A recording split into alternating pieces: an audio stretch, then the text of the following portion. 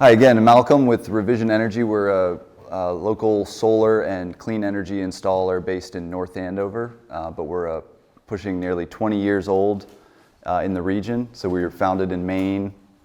We service New Hampshire as well. So we're one of, if not the oldest and most experienced clean energy installer in New England. Thrilled to be here. My goal tonight is to, take this inspiration. We've got the inspiration on one hand, arm you with knowledge, and meld that knowledge into action. And whether that's action that you all are taking in this room, or maybe more importantly, action that you're inspiring in others to take, your friends and neighbors, people who maybe don't even live in the state. So big picture, I want to talk about why are we focused on solar? Okay, why aren't we talking about tidal power or individual wind turbines in everyone's backyard? So I want to give you an idea of the scale of solar. We do that graphically. We show the finite energy reserves on the planet compared to the world energy use, that small orange ball there. And then we can stack up the renewable energy sources apart from solar here. And you can see, we have the potential worldwide to get all the energy we need from wind, for example. That circle is bigger than this circle. Wait for it. There's the potential of solar in delivering power to the earth. It's a matter of capturing it, of course, and distributing it. To bring this down a little more zoomed in from the earth, the world energy needs could be met with solar panels installed in that small area in that sunny location of the Sahara compared to what's currently being produced by solar.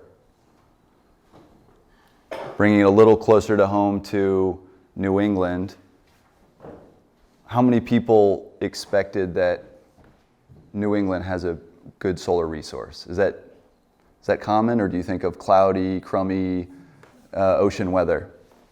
Well, in fact, latitudinally, New England is right on par with the French Riviera, sunny, beautiful French Riviera. So the solar potential is quite tremendous. In fact, New England receives 33% more solar potential than Germany. Many may not know this, but Germany is the world leader in solar deployment. So they're sitting there with 33% less potential, but they've made the investment, largely geopolitical, to separate themselves and be independent from other countries' energy sources. So why electrify?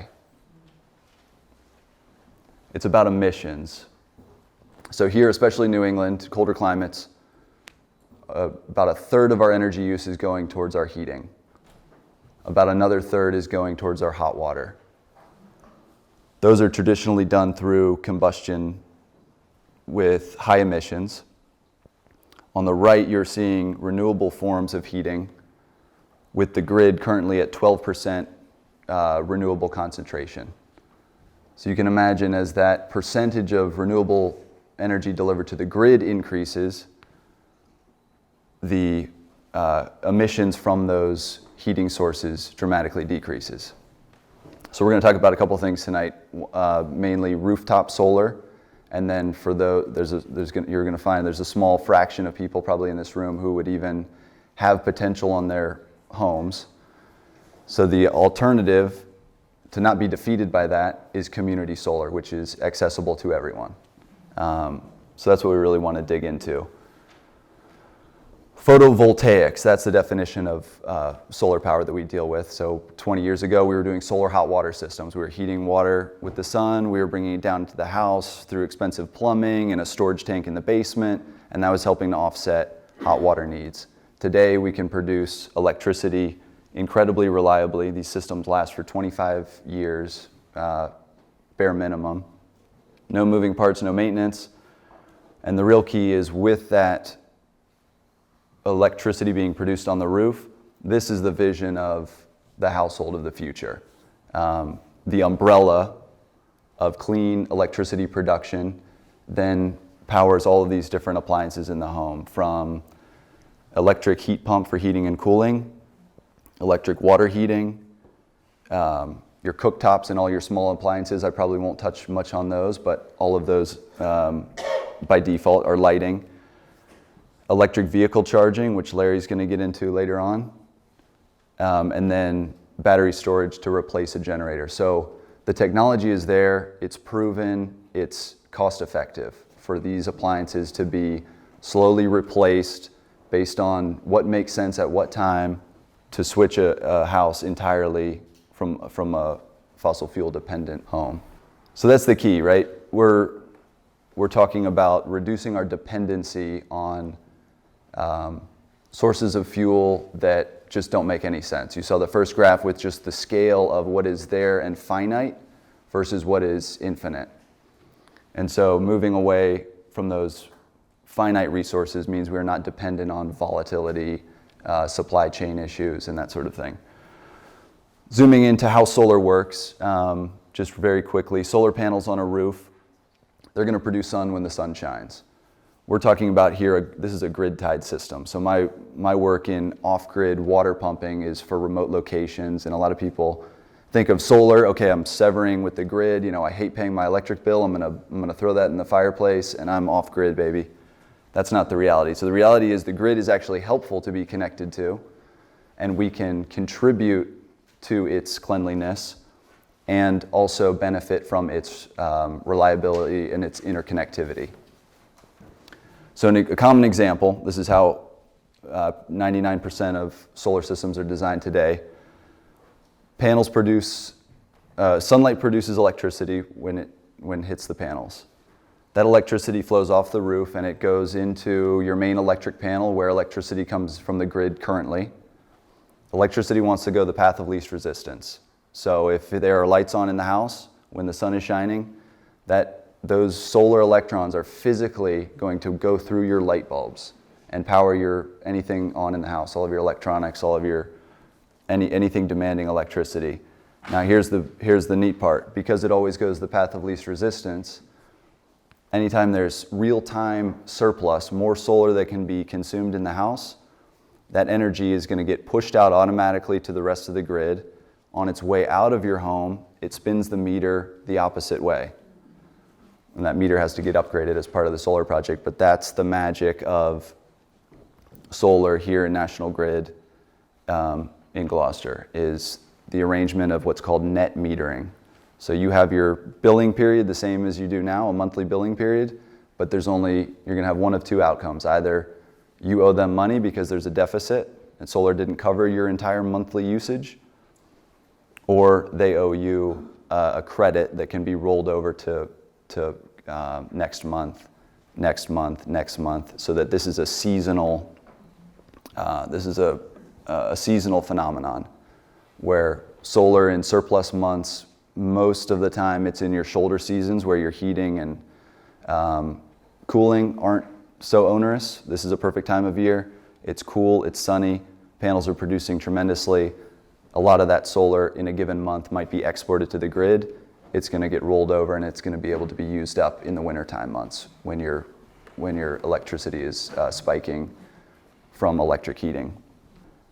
How about solar potential? So we're going to dive into, this is a pretty neat free website. It's called Google Project Sunroof. It's a very neat way to visualize solar potential on roofs. Unfortunately, it doesn't cover all of Gloucester. This is Beverly. And so you can see big flat roof. It's probably a 2 or 3 story building. It's above the height of the trees. That's going to get sun all day long, all year long. A house tucked in the trees. You might get some morning light part of the year. You might get afternoon light part of the year. Overall, sometimes not a great site. And the other thing that makes a great site is, of course, roof pitch. The angle relative to zero. So pointing out the obvious here, which side of the roofs are the sunniest? Okay, everybody knows that. Cool. We've got a very tenured crowd here. So when you see these roofs in the purple and dark orange, when we think about a good solar roof, we're thinking about a nice big rectangle, right? So sun hits a lot of these roofs to varying degrees. A hip roof is really not something that's most likely going to be viable. So when we think about a solar project, you're building a power plant on your roof, you're investing dollars to do this construction project. Is that going to yield, is that going to make sense as an investment? And so the solar investment that makes the most sense is where you can put a large quantity of panels in a very sunny roof plane. Example being, these are your ideal roofs. And the one on the right you can see is actually a Rockport project.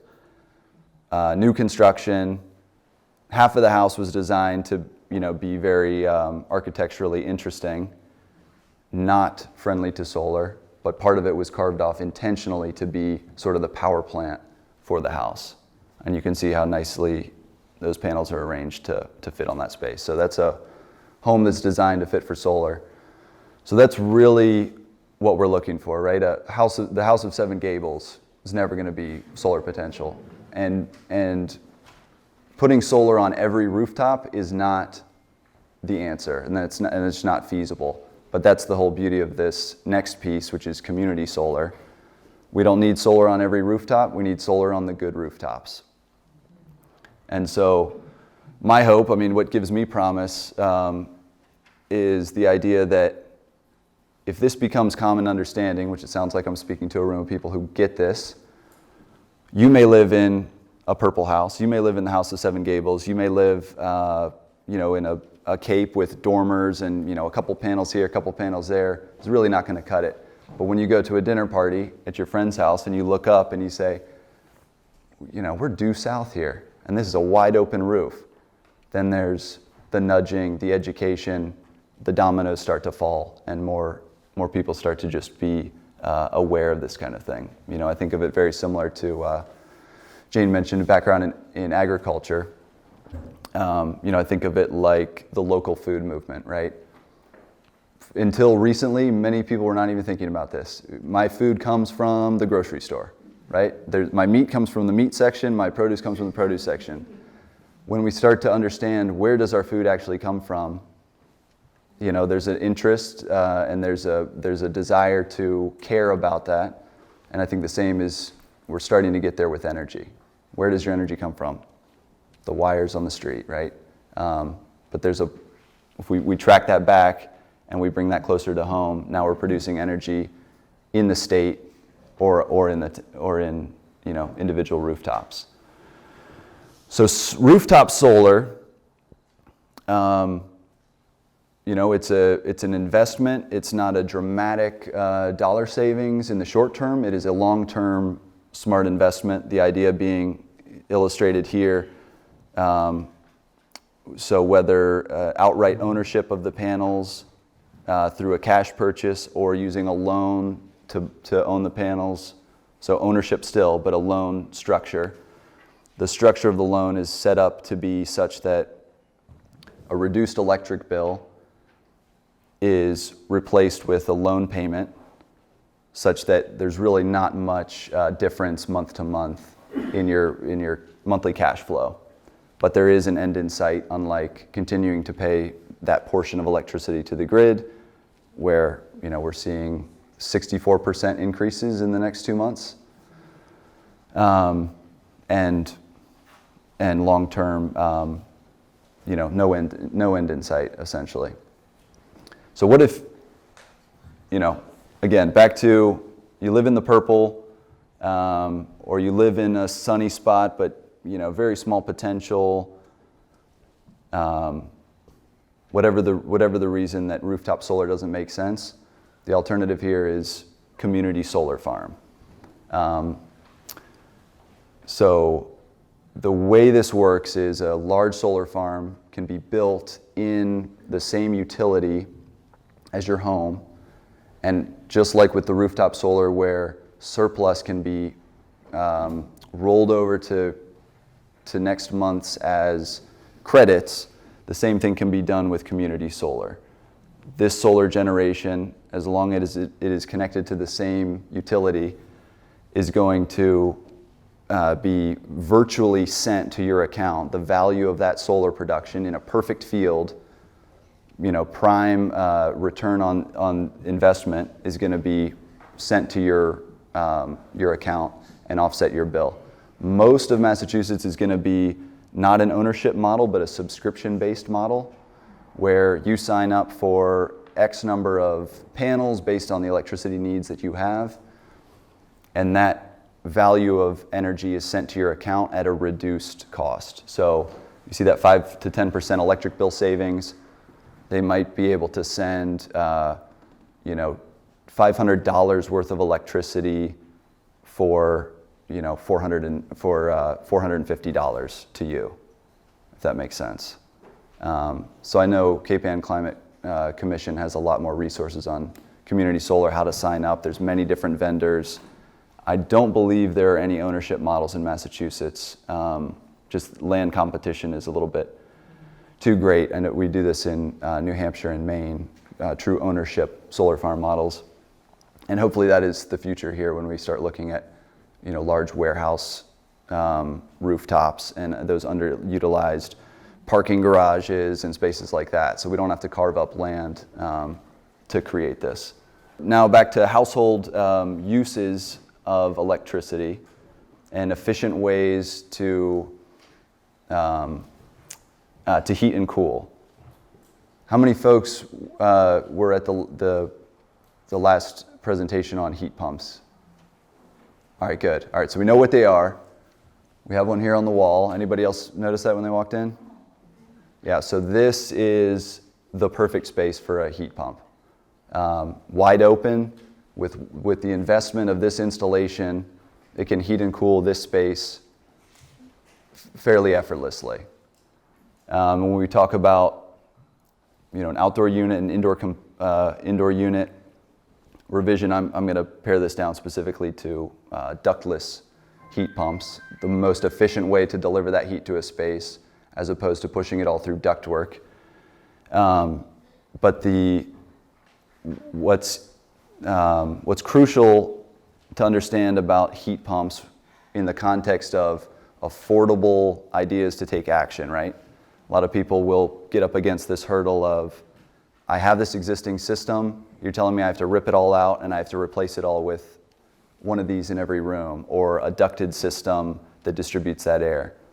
And that is where, my background and our approach specifically kind of works in that, it goes hand in hand with that affordable action. So you can see just in this room, there are forced hot water heat as a backup, and the mini split becomes the primary source of heat until such time that it can't keep up due to maybe it's undersized for the space, or it's sized efficiently for the space. It's not sized for the coldest night of the year. The existing infrastructure stays, and the investment is just for as few zones as is needed. That's really our approach. So looking kind of at these economics, long-term economics of a heat pump project and the corresponding reduction in carbon emissions. So here's an example of a complex 3-zone project. So a zone being any space that an indoor unit can serve. So this might be, we're looking at a couple spaces on the main floor and maybe a primary bedroom. So we're looking at the areas you spend the most amount of time in your house, and that's going to correspond to the most offset of your existing fossil fuel. Natural gas currently is one of the more inexpensive ways to heat.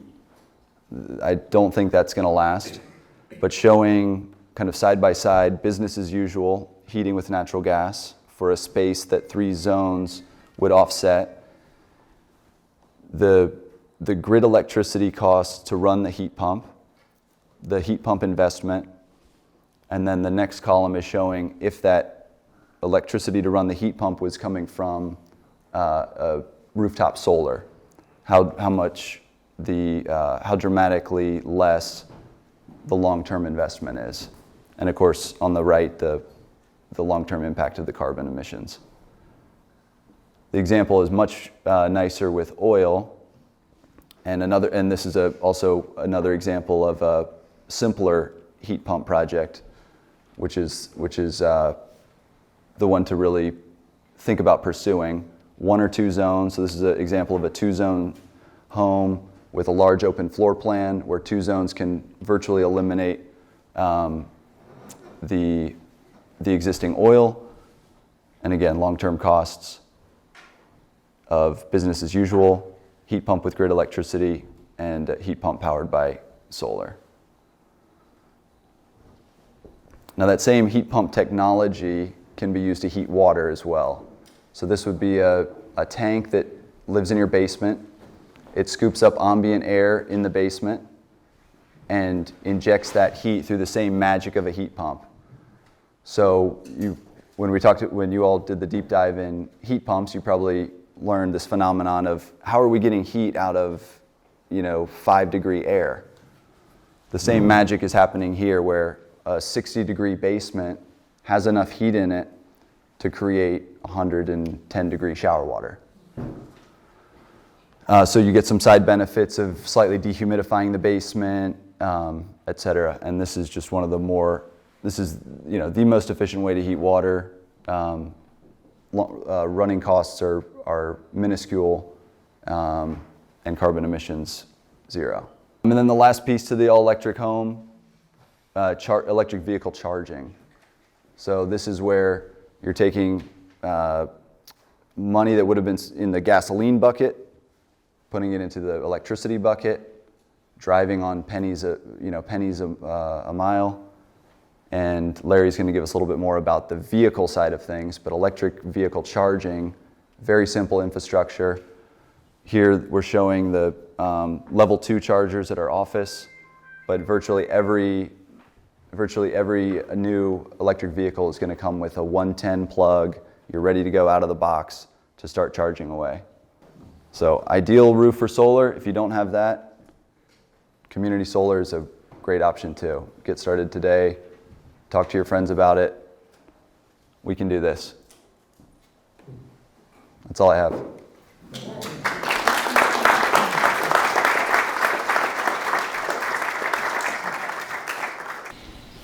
Yes. So can you run your heat pumps through your existing duct system? There's, ducted heat pumps, definitely, yeah. So these are very flexible. This is an indoor unit that connects to an outdoor unit. The outdoor unit is all the muscle, right, but it can be flexibly connected through refrigerant lines to various delivery methods. So if you have a current duct gas system, you could actually have the heat pump run, and then if it got too cold, then the gas would... Yeah, so that's called a 2-stage furnace. That's very common in new construction to have a heat pump as the primary down to a certain temperature because they're very sensitive about the economics running, but you can change that set point temperature because these things today are capable of heating down to negative 13 degrees. And so you can have heat pump only when it's sized appropriately, or you have maybe supplemental electric baseboard heat in some of the nooks and crannies. That's a typical strategy we take. The bathroom heat has to be addressed a little bit. Yeah. If I want you to evaluate my house, what do? Call the number you had up there? Yeah, absolutely. Yep. Yeah. Okay. You can call our North Andover office. We take a look from the sky, very much like the Google Project sunroof, and we're going to. I have solar panels. Oh, I see. For heat pumps. I'm strictly talking about heat pumps. Yeah, absolutely. Yep. Yeah, so we can talk over the phone and kind of get an idea, and then see things in person. Yep. Yeah. You do houses of worship? Yes, depending on the space. So something like this is very much like a residential, a residential application. I looked at a job recently in Amesbury, big, huge, incredibly vaulted, looking for air conditioning specifically with a bunch of people huffing and puffing in the middle of summer. Probably not the best, at least not for us in our kind of residential focus. So you're mostly focused on residential? That's right. And small commercials.